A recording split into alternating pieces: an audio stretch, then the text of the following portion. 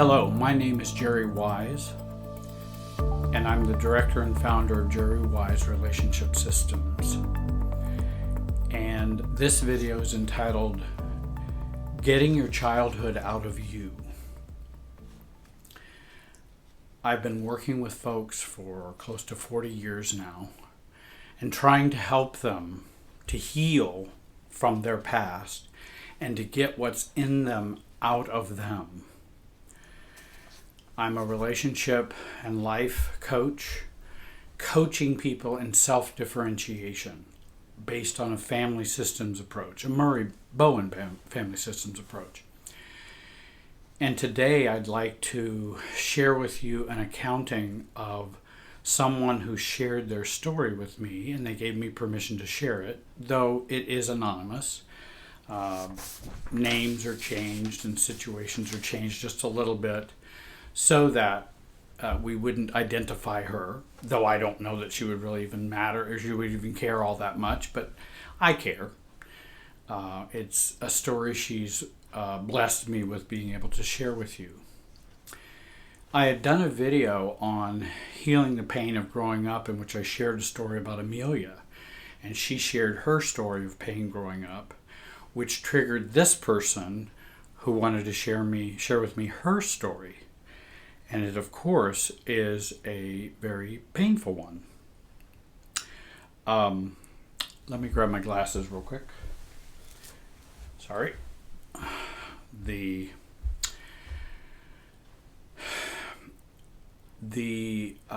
going to call her JoAnn.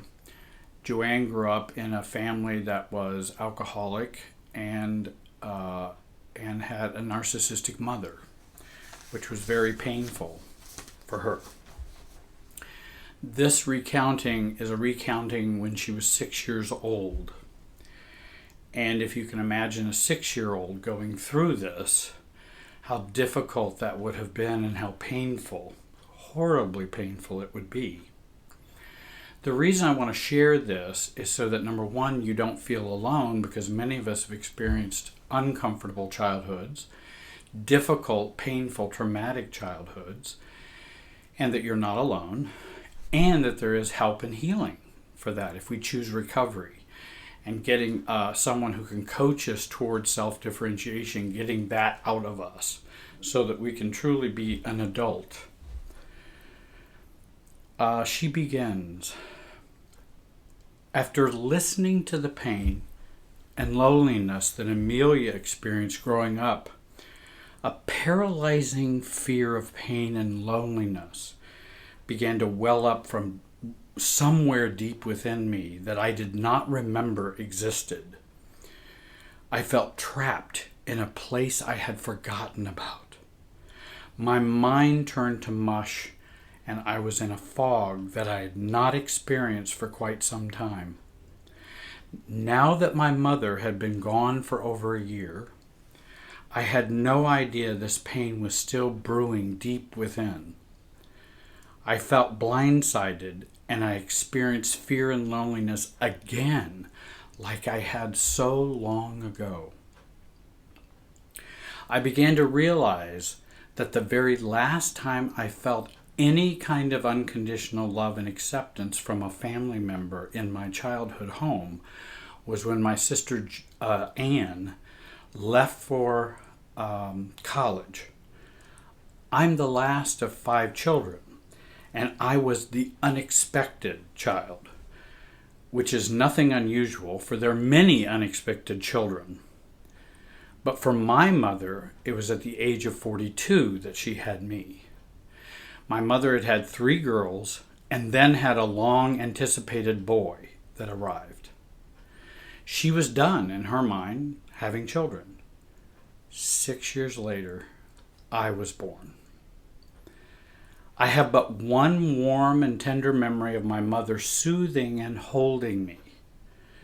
She never kissed me unless I initiated it.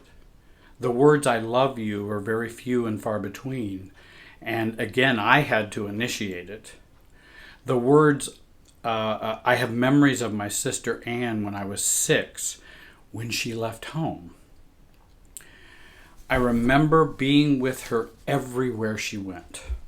I realize now it was because her countenance was warm and accepting. She was fun-loving and has a positive demeanor, even to this day. Anne was the closest thing to a mom in my early childhood home. We shared the same bedroom. We had twin beds, but often when I had a bad dream or I was just scared of the dark, I would slip into her bed and she never complained. She would help me feel that I was safe and okay in the dark. The dark was very, very scary for me. And when I needed to go downstairs to the bathroom, I would wake her and she would take me without complaint. I felt so safe and secure with her by my side. I felt loved and accepted in my needs and wants. She was the one I remember. I do not remember my mother or my brother, who was just 6 years older than me. Anne was my caregiver and my sibling who loved me. After she left home for college, my world would change in many ways that I never imagined possible. My security, my protection, my comfort drastically changed. I seemed to become invisible to everyone in my household. The only attention I seemed to attract was especially from my mother. And it was negative attention almost all the time. My brother hated me.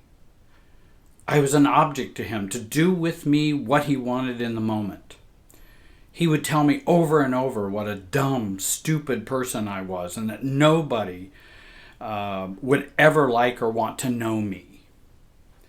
He would try to convince me that my brother-in-law did not like little girls who cried. I believed him. I was scared of my brother-in-law and tried very hard not to cry in front of anyone. I still have a hard time crying and showing my emotions even today. As we grew older, my brother was just always so angry. He would beat on me and treat me cruelly when my parents were out. I was scared of him and did not want to be left alone with him. My mother would not believe me when I would tell her what he would do when they were not around. She would say, "I don't see any bruises. You're just so dramatic. Why are you always causing trouble?"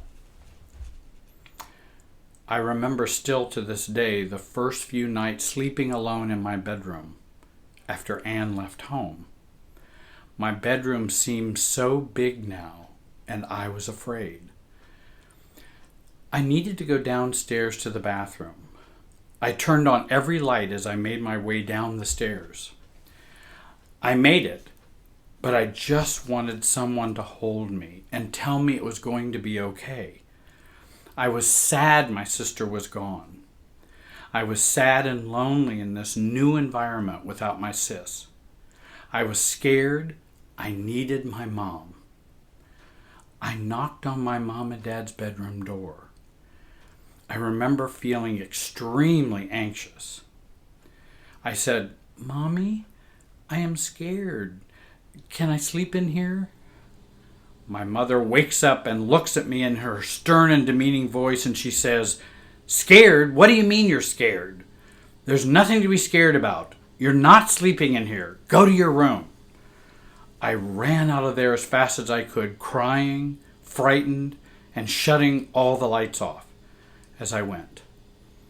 I jumped into Anne's bed and I cried and I cried and I cried. "Anne, I need you. I'm scared. Mommy hates me. Anne, please come back home. I need Mommy. I need you. I do not belong here in this house. I do not like it here. I feel so alone, so lost, so unworthy to be loved." There's something wrong with me. My mom and my brother seem to hate me. I'm always doing something wrong. No one protects me. My dad is numbed out, disconnected, and is not responsible or responsive. He cannot be the man of the household. His coping skills are lacking, and alcohol is a part of his coping.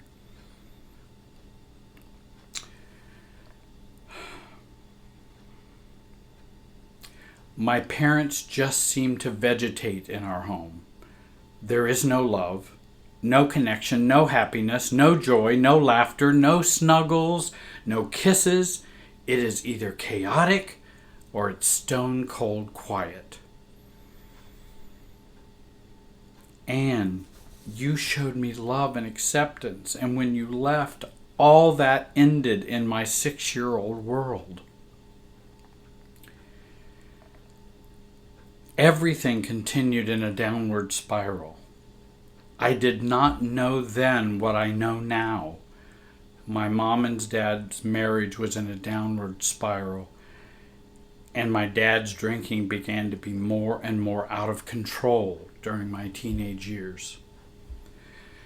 This is when loneliness began to be my friend. It was not a welcome friend. I would watch other children and they would seem happy, unlike me. Their mothers would be so proud of them. They would smile and hug and kiss them. I would think, they must be doing it right, unlike me. I have to figure this out. I have to change. I have to be good, perfectly good, loving and perfectly loving, and do everything my mom tells me in the most meticulous way.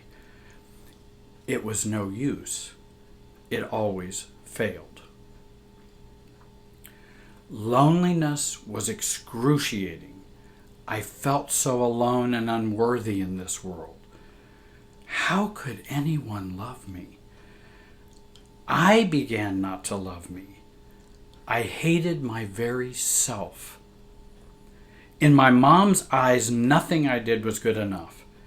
If I did do something well, then she would bring it down by dumping all her pity and laying on the guilt trip of how she was never able to do such things. She never was allowed to go to college. She was never allowed to work outside the home. She would tell everyone how she had encouraged me to do more, resulting in all of my accomplishments, as a narcissistic mom would. She would not tell us how proud she was of us. That would produce a prideful attitude in us. It seemed to her that the feelings of worth were to be sacrificed. It was hopeless. It was useless. And I gave up. I gave up ever trying to be someone. To be me. To be JoAnn.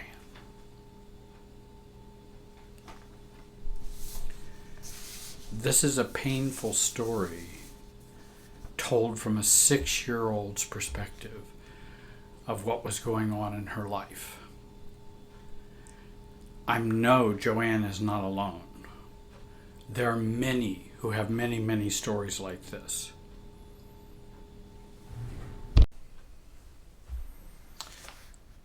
So what can JoAnn do to get her childhood out of her, to resolve, to heal, to deal with these feelings that were so difficult for her growing up?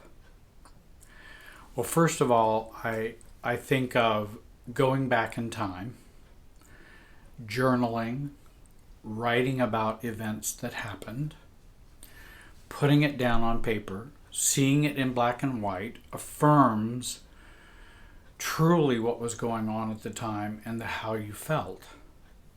It makes it become more real rather than someone just saying, no, that never happened, or no, you're just exaggerating, no, that's not true. So go back in time and make a record of what had happened. read it through. Another thing that we can do is begin to, if we aren't in touch with that, we can begin to, if we're not in touch with our feelings about this type of journaling, we can think about our own children, if we have children, and think about them being at 6 years old and they are experiencing this, or you're doing that to them. How would they feel? How would your little 6-year-old, that's your own child, feel about being treated this way? And that begins to give us some connection to the feelings as to how that might feel.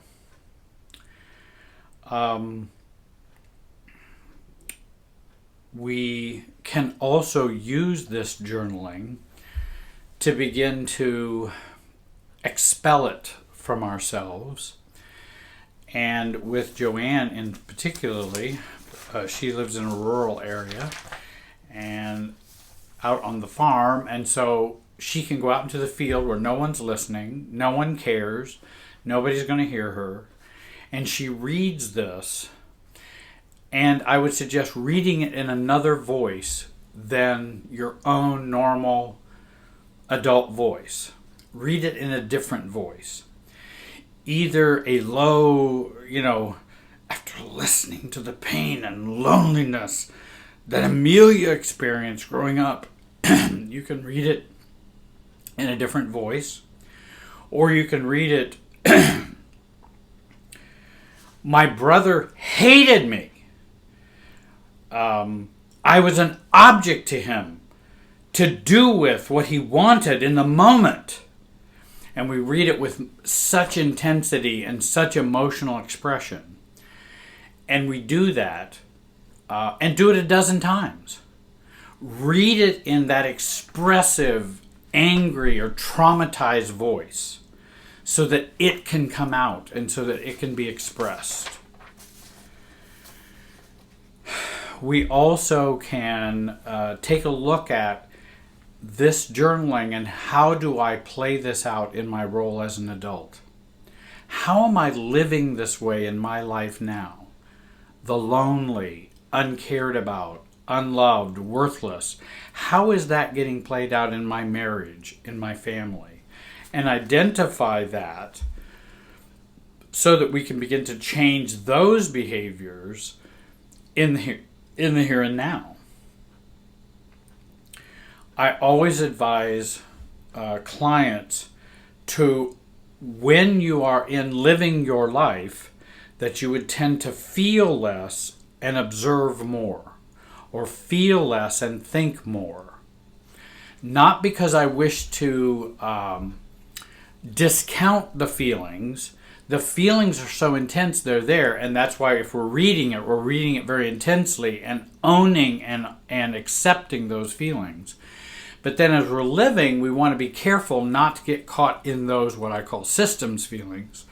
And then we end up reacting and being an adult out of those feelings. So we want to think more, observe more, and feel less, and absorb less from interacting with others. And also, we don't want to argue out of reactive or systems feelings. We don't want to argue out of this whole journaling that I've just read to you that's within us, and argue with our spouse, or argue with our parents, or argue with our siblings. And I would recommend the video on true feelings versus systems feelings, and that might help you also further. I have another video entitled that. Don't feel like you have to protect the integrity of others. Meaning, if someone was wrong, such as parents, and they were wrong, and it's not about blaming them, it's about fully accepting that they were wrong and this was wrong in what they did. I realize in JoAnn's case, her mother and her parents had very bad childhoods. They were abused, they were mistreated. So I understand that it's a multi-generational problem that just keeps flowing down the generations. And so it's not about blaming them, it's about I don't have to protect their integrity when I'm doing this work. Certainly don't work it out with your perpetrator. Don't work it out with your mom and dad. Don't work it out with your sister and brother, because these are old archaeological feelings. We don't work those out now with them. We learn to be an adult with them. Because we don't need to work it out with them. We need to work it out within us. Oftentimes when we tried to work it out with them, we end up making things worse, or it becomes more intense, or they don't know what we're talking about, or they're still in denial, or all kinds of issues in that way. So we're looking for them to change or be sympathetic or empathetic, and probably they won't be empathetic or caring at that point, because they may feel their own shame, they may feel their own guilt. Now certainly if they're coming to you and say, I'm so sorry for what I did, I'd like to talk with you about that, well then you're free to do that. But we don't use them as a way to get that out of us. We use them as a way to be an adult with them. How can I be an adult with these individuals? And again, we want to be our age. We want to act our age when we interact with these folks, our parents, our siblings. And we don't have to live in denial about it. We certainly say, no, that's not exactly the childhood I remember. That's not the way I felt it. Well, aren't you just blaming me? No, I'm just saying that's not the way I remember it. And no, I don't have to blame you. It's not the way it was for me. You can remember it any way you want to remember it. I remember it the way I remember it. So these are a few tips you can use. There are more. I wanted to share this experience with you today, and I wanted to share JoAnn's experience of her 6-year-old little girl having a traumatic experience and how she can work on that as an adult. I want to share with you that if you need further help, or you'd like resources, or you'd like to contact me, use my email address. You can go to my website, www.jerrywiserelationshipsystems.com. You can sign up for our email address. You can go to the Facebook page of the same name. And I hope those resources will be a help to you. I really want to thank you today for listening, and have a great day.